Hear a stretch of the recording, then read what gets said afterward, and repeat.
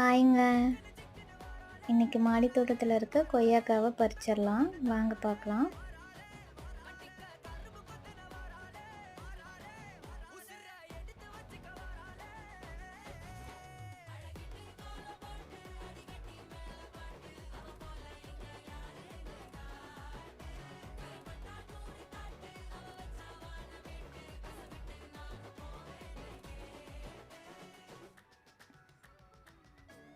இதில் இப்போ பழமாக இருக்கிறத மட்டும் பறித்து எடுத்துக்கலாங்க.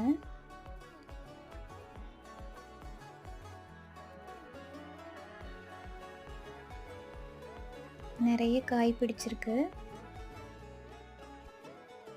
நான் அடுத்தடுத்த வீடியோவில் உங்களுக்கு அப்டேட் பண்ணுறேங்க.